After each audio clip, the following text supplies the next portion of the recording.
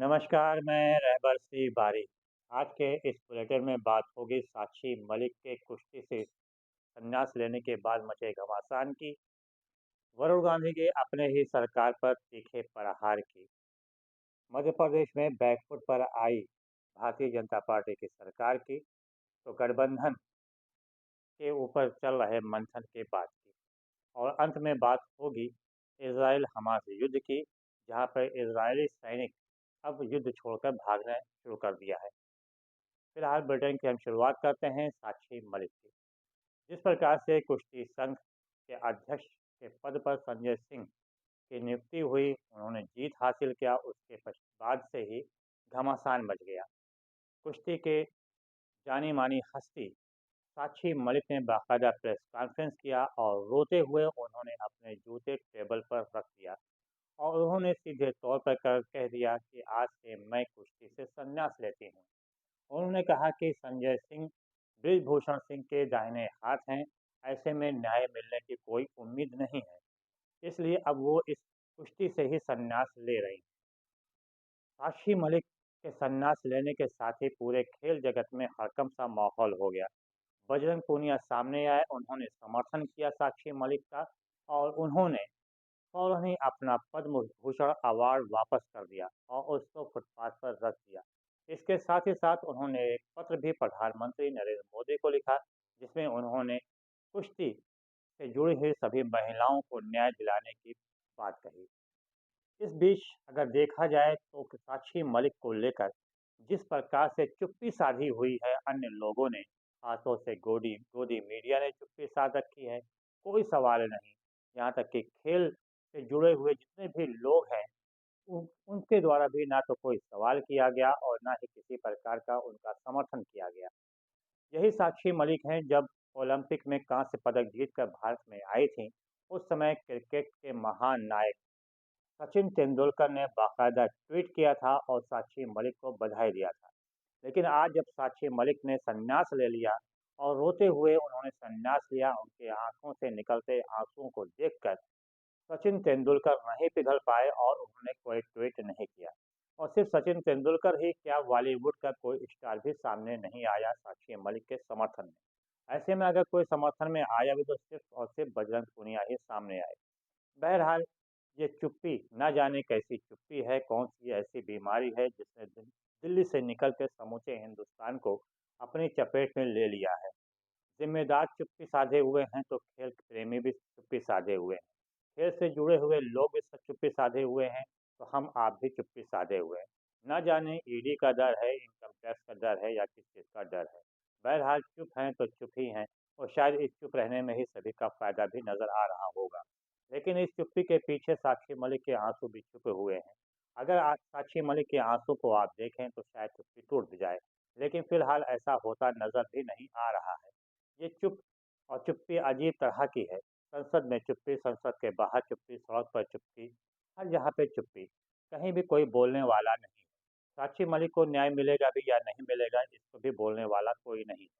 चुप है, चारों तरफ शांति छाई हुई है, सन्नाटा छाया हुआ है। गोदी मीडिया अगर बात कर रही है तो सिर्फ बात इसकी कर रही है कि साक्षी मलिक के ने जो कुछ भी किया वो गलत किया।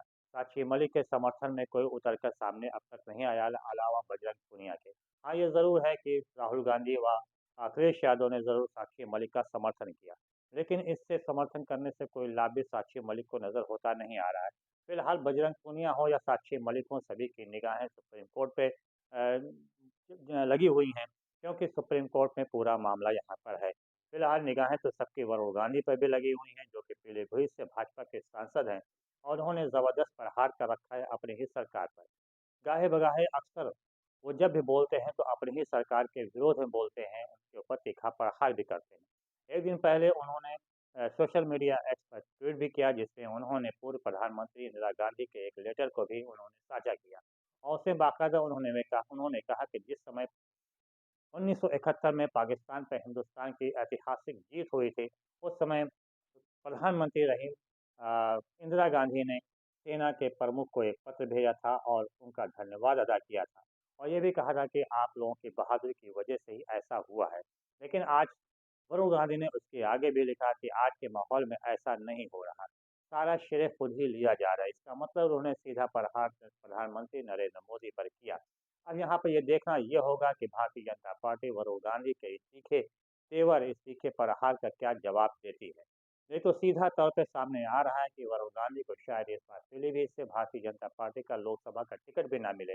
लेकिन फिलहाल जिस प्रकार से वरुण गांधी ने लगातार तीखा प्रहार अपनी ही सरकार पर करना शुरू कर दिया है, उससे भारतीय जनता पार्टी में भी चिंता व्याप्त है और बैकफुट पर नजर आती हुई दिखाई दे रही है। बैकफुट पर तो इस वक्त मध्य प्रदेश सरकार भी आ गई है, क्योंकि मध्य प्रदेश में डॉक्टर मोहन के नेतृत्व में बनने वाली सरकार के पश्चात देखा गया कि लाडली बहना योजना के साथ साथ शिवराज के भी जो भी योजनाएं थीं उनको आगे बढ़ाने की बात नहीं की जा रही थी।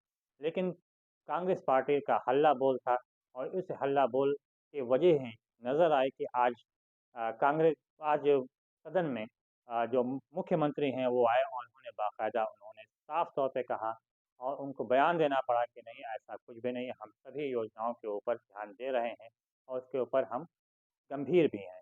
फिलहाल देखना ये है कि आखिर वहाँ किस प्रकार से योजनाओं को संचालित किया जाता है, क्योंकि सरकार की जो घेराबंदी है वो सिर्फ कांग्रेस ने नहीं कर रखी, बल्कि शिवराज सिंह चौहान ने भी कर रखी है, जिन्हें भारतीय जनता पार्टी ने जब किनारे कर दिया है। अब अंत में हम बात करते हैं हमास इजराइल युद्ध की। युद्ध काफ़ी तेज़ी के साथ आगे बढ़ चुका है, 78 दिन से ज़्यादा हो चुका है। फिलहाल युद्ध विराम बीच में युद्ध विराम के पश्चात जब दोबारा युद्ध स्टार्ट हुआ तो इस युद्ध में हमास के जो लड़ाके हैं, चाहे वो हिजबुल्लाह हो, हमास हो या हुती हो, इन्होंने एक नए तरीके से हमला करना शुरू कर दिया। जैसे कि बात छन के सामने आ रही है, सोशल मीडिया पे आ रही है कि इज़राइल ने 30,000 सैनिक गाज़ा में उतारे थे, ग्राउंड लड़ाई लड़ने के लिए। इसमें से 10,000 सैनिकों को हमास के लड़ाकों ने मार गिराया है। इसके अलावा सैकड़ों उनके टैंक को भी बर्बाद कर दिया। वो ऐसे टैंक जो कि काफ़ी महँगे टैंक हैं, उनको भी बर्बाद कर दिया। इसके अलावा लगातार तेल अवीव के भी पर भी हमला हो रहा है। ऐसे में अब इज़राइली प्रधानमंत्री के सामने अब 2 ही रास्ते बचे हैं। या तो वो युद्ध विराम कर दे या फिर लंबा युद्ध लड़ने के लिए तैयार रहे। युद्ध विराम करने का कुछ ऐसा संकेत भी सामने नेतन्याहू के द्वारा नहीं दिया जा रहा। ऐसे में अगर लंबा युद्ध छिड़ता है तो इसमें सबसे ज़्यादा नुकसान इज़राइल को ही होगा, क्योंकि हमास को तो चारों तरफ से विभिन्न प्रकार के हथियार उपलब्ध हो रहे हैं, लेकिन इज़राइल को हथियार नहीं उपलब्ध हो रहा। यहाँ तक कि अमेरिका ने भी अपना हाथ पीछे खींच लिया है। ऐसे में इज़राइल को कितना नुकसान उठाना पड़ेगा, ये तो आने वाला वक्त ही बताएगा। फिलहाल आज के बुलेटिन में इतना ही। फिलहाल रहबर तिवारी को दीजिए इजाज़त। बहुत बहुत धन्यवाद। जय हिंद।